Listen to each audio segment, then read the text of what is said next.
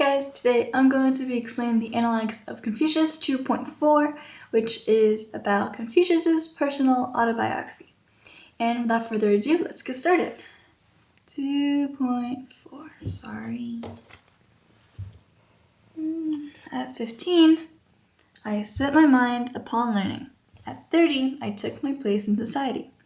At 40, I became free of doubts. At 50, I understood heaven's mandate. At 60, my ear was attuned.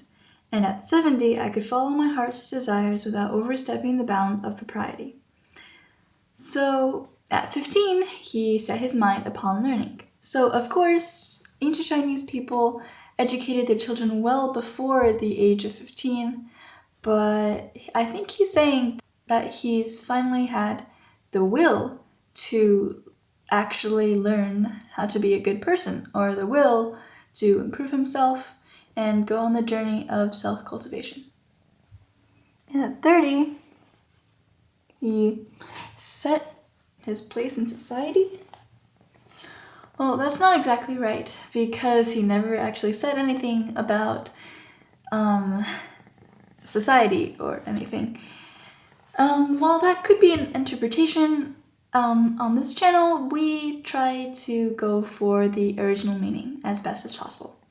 So, in the actual Chinese version, he just says he stood up. He can stand up, which means that he's finally had enough practice in how to be a good person, in conduct or in thought, to be stable and be on his feet. So at 40, he became free of doubts. So the word that translates into doubts here is more accurately translated into indecisiveness because of the way that it's spelled, the character.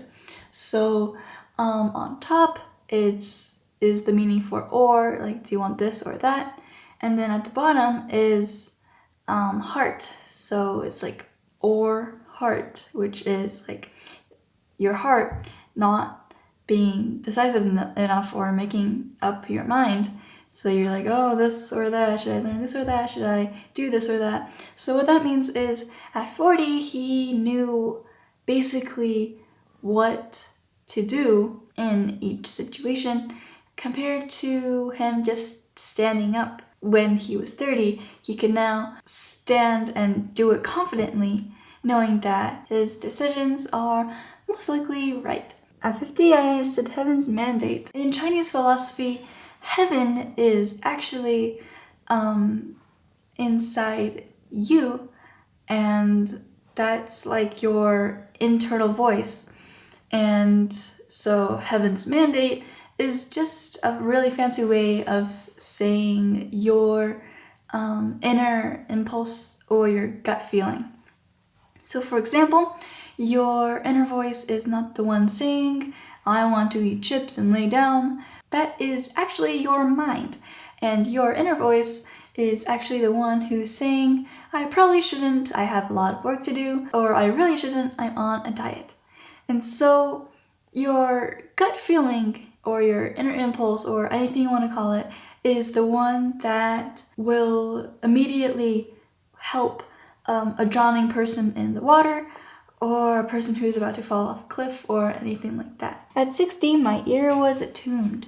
So there could be two meanings, and the first meaning is anything that he heard, whether it was praise or criticism. It was all pleasing to the ear to him because, first of all, he's heard enough of all the things that's going on in the world. And second, he doesn't need other people's opinions of him anymore because he already knows who he is and his worth and his character and all of that good stuff.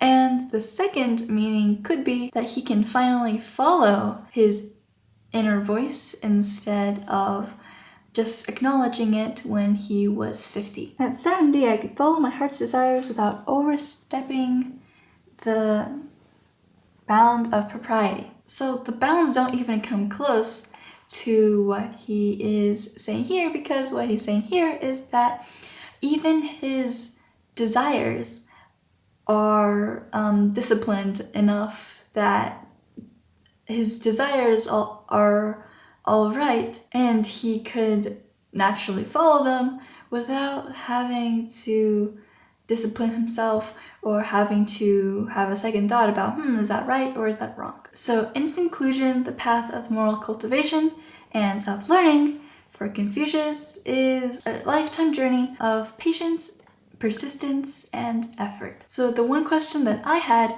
when I finished reading this passage was, what for? If you finally master it at 70 or maybe even more, what is the point if you're just going to die? And the response from my father, whom I have gathered all of this wonderful insight from, is, if you're going to die anyway, why not be a good person and live a good life instead of a bad one? And that will be all today. Thank you for listening.